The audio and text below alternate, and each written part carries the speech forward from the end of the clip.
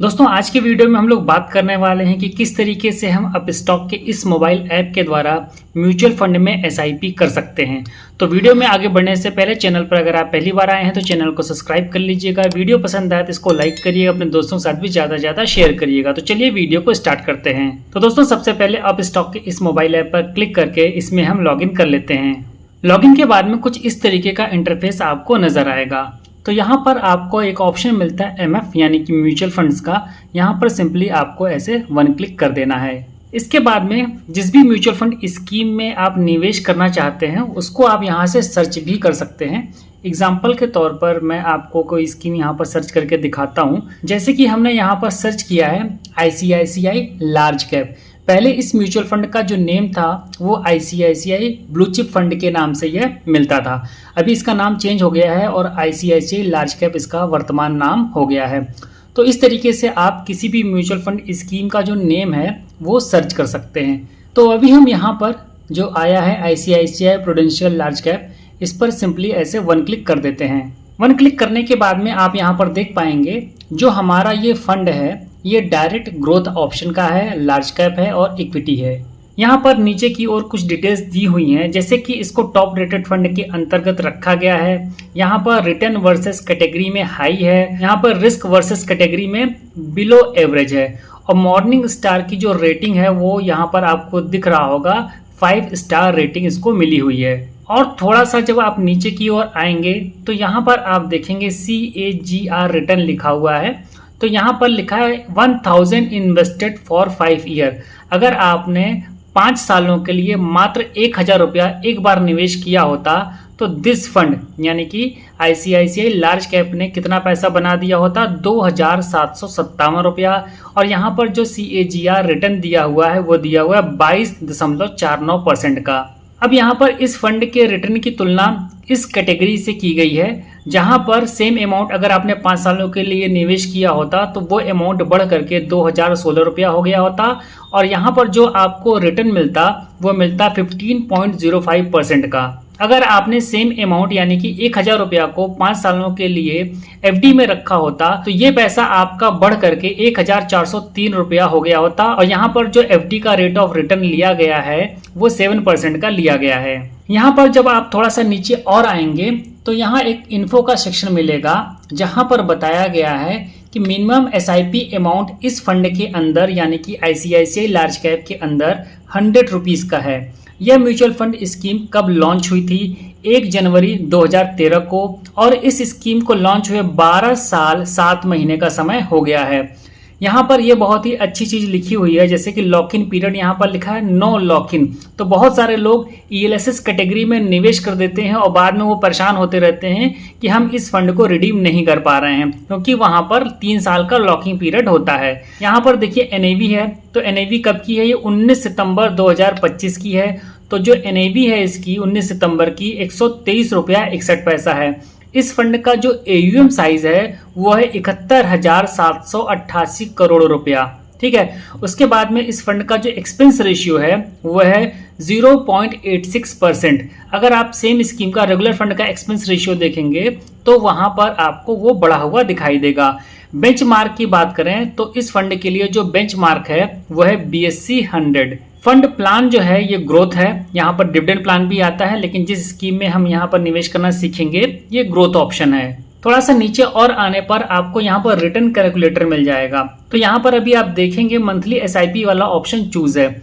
अगर यहाँ पर 5000 की एसआईपी की गई होती इस फंड के अंदर, ठीक है, तो आप यहाँ पर देखेंगे 1 साल में इस फंड ने 60,713 रुपया बनाया होता और यहाँ पर जो रेट ऑफ रिटर्न है 1.19% है। सेम समय में गोल्ड ने जो पैसा आपका बना दिया होता 70,552 रुपया बनाया होता और यहाँ पर रेट ऑफ रिटर्न 17.59% है। जबकि एफडी के अंदर ये पैसा आपका बढ़ करके 62,311 रुपया हो गया होता और यहाँ पर जो रेट ऑफ रिटर्न दिखा रहा है 3.85% का दिखा रहा है। अब यहाँ पर 3 सालों का अगर हम डेटा लें तो 3 सालों में फंड ने आपका जो पैसा है वो बना दिया होता 2,46,000 रुपया और यहाँ पर रिटर्न आप देखेंगे तो 36.63% का रिटर्न है, जबकि गोल्ड का रिटर्न 33.84% है और इसने आपके पैसे को 2,41,000 रुपया बनाया होता, और जबकि एफडी के अंदर ये पैसा आपका बढ़ करके 2,01,000 रुपया हो गया होता।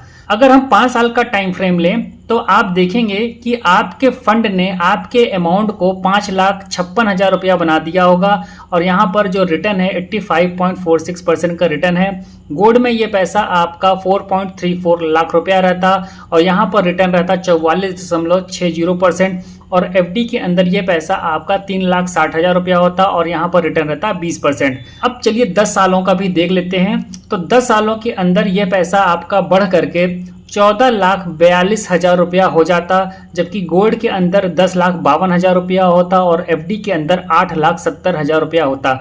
तो जो ये रिटर्न आपको शो कर रहे हैं तो ये एब्सोल्यूट रिटर्न है, ठीक है, ये CAGR रिटर्न नहीं है। इसी तरीके से यहाँ पर आपको एक ऑप्शन मिलता है वन टाइम का, तो वन टाइम पर भी क्लिक करके आप यहाँ पर कोई लमसम अमाउंट डाल करके देख सकते हैं। एग्जाम्पल के तौर पर अगर हम यहाँ पर 1 लाख रुपया डाल देते हैं तो आप यहाँ पर देख पाएंगे कि 10 सालों के अंदर फंड ने आपका पैसा 4,25,000 रुपया बना दिया, गोल्ड ने 2,67,000 और एफडी ने 1,97,000 रुपया बनाया है। इस पेज पर थोड़ा सा नीचे और आने पर आपको कुछ डिटेल्स और दिखाई देंगी। हालांकि ये जो टैक्सेस वाला अमाउंट है ये समय समय पर बदलता रहता है।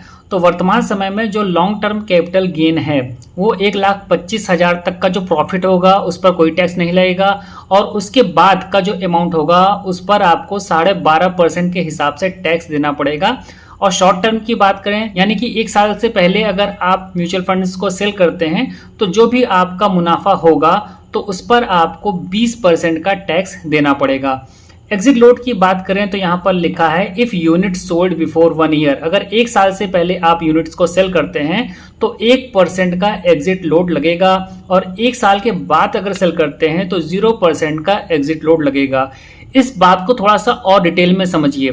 तो मान लीजिए कि जनवरी में आपने 5,000 रुपए की SIP की, फरवरी में आपने 5,000 रुपए की SIP की, इसी तरीके से मार्च में, अप्रैल में, हर महीने आपने 5-5 हज़ार रुपए की SIP की, और लास्ट में आप नेक्स्ट जनवरी को अगर सेल कर देते हैं सारा अमाउंट, ठीक है, तो जो जनवरी वाला होगा जिसको कि 1 साल पूरा हो गया होगा उस पर एग्जिट लोड नहीं लगेगा, और बाकी जो भी फरवरी से लेकर के आपका दिसंबर तक का रहेगा उस पर आपको 1% का एग्जिट लोड देना पड़ेगा, क्योंकि वो जो आपने SIP अमाउंट किया था हर महीने उसके पर्टिकुलर 1 साल पूरे नहीं हुए हैं। तो इस बात को आप ध्यान रखिएगा। तो यहाँ पर आपको काफी इंपॉर्टेंट डिटेल्स इस फंड के बारे में प्रदान की गई हैं।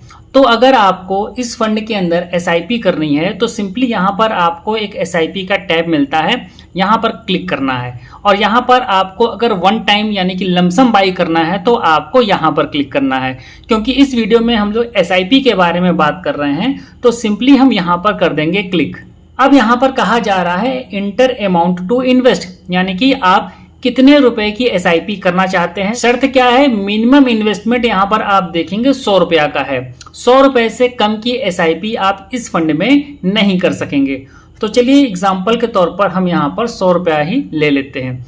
तो जैसे ही हमने यहाँ पर 100 रुपया डाला है तो यहाँ पर देखिए लिख करके आ गया है कंटिन्यू, लेकिन इससे पहले कुछ चीजें और समझ लीजिए। यहाँ पर एक ऑप्शन मिलता है स्टेप अप SIP, तो यहाँ पर क्लिक करके आप अपनी SIP को स्टेप अप भी कर सकते हैं। स्टेप अप का मतलब ये होता है आप अपनी SIP को कितने टाइम ड्यूरेशन के अंदर इंक्रीज करना चाहते हैं। तो अभी कॉम्प्लिकेटेड हम लोग नहीं करते हैं इसको, इसलिए अभी हम लोग टच नहीं करते हैं, ठीक है, इसको ऐसे रहने देते हैं, किसी नेक्स्ट वीडियो में हम लोग इसको कवर करेंगे।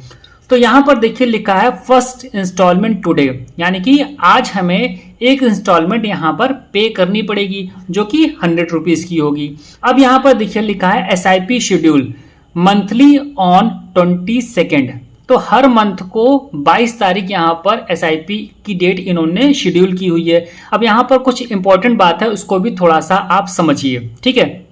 तो चलिए हम यहाँ पर क्लिक करते हैं। अब हम यहाँ पर SIP की अलग अलग डेट्स चूज करेंगे और आपको दिखाएंगे कि उससे क्या फर्क पड़ता है, ठीक है। तो एग्जाम्पल के तौर पर अगर हम यहाँ पर 28 तारीख चूज करते हैं तो आप यहाँ पर देखेंगे लिख करके आ रहा है नेक्स्ट SIP इज ऑन 28 अक्टूबर 2025।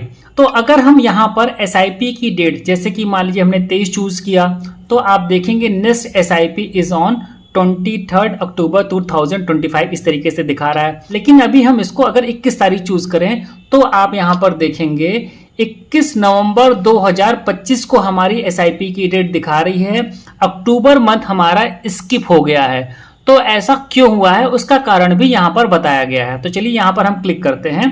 तो यहाँ पर देखिए इन्होंने बता रखा है next SIP 21 November 2025, 21 October is skipped because you need to have minimum 30 day gap between 2 SIPs, यानी कि 2 एसआईपीज के बीच में 30 दिनों का मिनिमम गैप होना चाहिए। तो इसीलिए जो अक्टूबर मंथ है वो क्या होगा, हमारा स्किप हो जाएगा। तो इस बात को आप ध्यान में रखिएगा जब आप एसआईपी की डेट को चूज करेंगे। ठीक है, तो चलिए हम यहाँ से फिर से बैक चले आते हैं और एक डेट हम यहाँ पर चूज कर लेते हैं। हम यहाँ पर मान लीजिए कि चूज कर लेते हैं 28 अक्टूबर 2025। ठीक है, और यहाँ पर जो लिखा है कंफर्म डेट, हम यहाँ पर ऐसे कर देंगे क्लिक। तो हमने यहाँ पर अमाउंट चूज कर लिया है, हमने यहाँ पर मंथली फ्रीक्वेंसी चूज कर लिया है और यहाँ पर जो कंटिन्यू लिखा हुआ है अब हम यहाँ पर कर देंगे क्लिक। अब यहाँ पर देखिए लिख करके आ रहा है confirm purchase by first instalments, units आपके अकाउंट में 2 से 3 वर्किंग डेज में क्रेडिट हो जाएंगी। सेट एसआईपी, ये भी देखिए ग्रीन टिक लगा हुआ है, यानी कि 28 तारीख हर महीने को सेट ऑटो पे फॉर दिस एसआईपी। अभी सेट ऑटो पे हमने नहीं किया है, तो अभी आगे देखते हैं कि हमारे सामने क्या ऑप्शन आते हैं। यहाँ पर हमारा बैंक डिटेल शो हो रहा है जो कि हमने अप स्टॉक के साथ में लिंक किया है। तो अभी हम यहाँ कन्फर्म टू बाई पर करेंगे क्लिक। अब यह गूगल पे पर रिडायरेक्ट हो गया है और यहाँ पर पे 100 रुपीज आ रहा है, तो इसको हम पे करेंगे और यहाँ से ये जो ब्लू टिक है यहाँ पर कर देंगे क्लिक।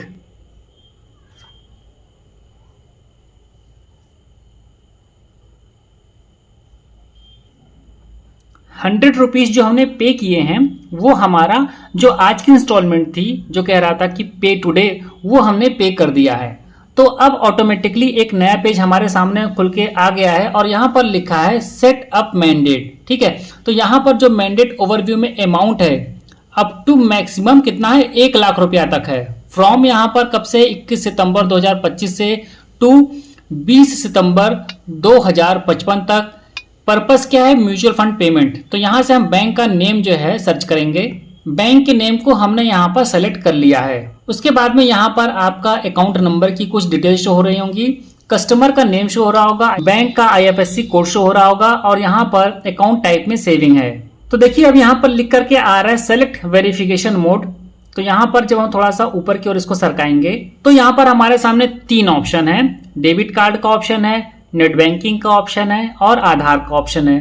तो आप देख लीजिएगा आपके केस में कौन सा ऑप्शन सुटेबल है। ठीक है, तो उसको आपको यहाँ पर चूज करना है। हम यहाँ पर नेट बैंकिंग वाले ऑप्शन को चूज करेंगे। अब सिंपली ये जो बॉक्स बना है यहाँ पर ऐसे करेंगे क्लिक और यहाँ पर जो सबमिट लिखा है अब यहाँ पर ऐसे कर देंगे क्लिक। अब आपके सामने एक नया पेज ओपन होगा, इसमें आपको सबसे नीचे की ओर आना है और ये जो बॉक्स बना है यहाँ पर ऐसे कर देना है क्लिक और उसके बाद में सिंपली जो सबमिट लिखा है इस पर कर देना है क्लिक। उसके बाद में आपके सामने कुछ इस तरीके का इंटरफेस दिखेगा। मेरे केस में यहाँ पर एचडीएफसी बैंक का जो नेट बैंकिंग वाला पेज होता है वो शो कर रहा है और यहाँ पर कस्टमर आईडी डालने के लिए बोल रहा है। तो चलिए कस्टमर आईडी को हम यहाँ पर फिल कर देते हैं। कस्टमर आईडी फिल करने के बाद में यहाँ पर जो कंटिन्यू लिखा है हम यहाँ पर करेंगे क्लिक। अब यहाँ पर पासवर्ड डालने को बोल रहा है, तो चलिए हम पासवर्ड डालते हैं। अब सिंपली लॉगिन जो लिखा है इस पर हम कर देंगे क्लिक। आपको बैंक के साथ में लिंक मोबाइल नंबर पर एक ओटीपी मिलेगा, उस ओटीपी को आपको यहाँ पर फिल कर देना है। ओटीपी डालने के बाद में सिंपली कंटिन्यू पर आपको कर देना है क्लिक। यहाँ पर मैंडेट एक्सेप्टेड लिख करके आ रहा है।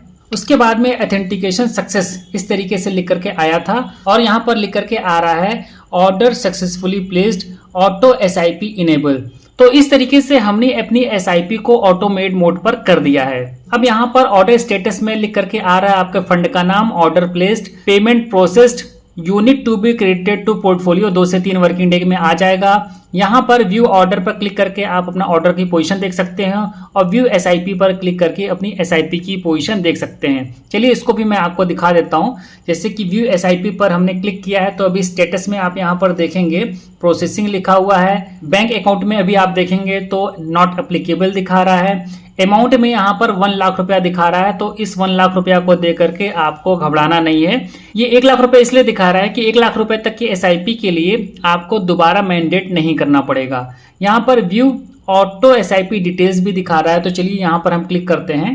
तो यहाँ पर आप देखेंगे इन प्रोग्रेस इस तरीके से लिखा हुआ आ रहा है। यहाँ से हम बैक चले जाते हैं, यहाँ से और बैक चले जाते हैं।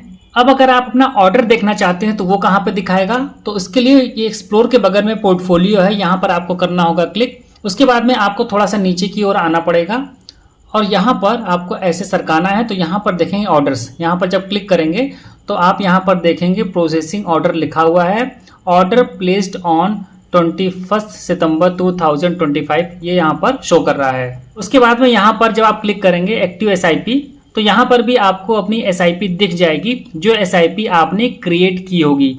तो अभी हमने अपनी SIP को ऑटोमेट करने के लिए जो मैंडेट क्रिएट किया था, तो यहाँ पर जो बैंक अकाउंट के सामने NA लिख करके आ रहा है वो इसलिए लिख करके आ रहा है कि इसको एक्टिवेट होने में 72 घंटे का समय लग सकता है। तो उसके बाद में यहाँ पर डिटेल्स शो होने लगेंगी। तो यहाँ पर मैं आपको एक बात और क्लियर कर दूं, जब अपनी SIP को आप ऑटोमेट करने के लिए ई-नैच के द्वारा ई मैंडेट करते हैं तो बहुत सारे बैंक चार्ज भी लेते हैं और बहुत सारे बैंक ऐसे भी हैं जो कि किसी भी तरीके का कोई चार्ज नहीं लेते हैं। तो उम्मीद करता हूं कि ये वीडियो आपके लिए हेल्पफुल होगा। अगर आपका कोई क्वेश्चन है तो बिंदास आप कमेंट बॉक्स में पूछिए। तो इस वीडियो में इतना ही, मिलते हैं नेक्स्ट वीडियो में नई जानकारी के साथ। तब तक के लिए नमस्कार।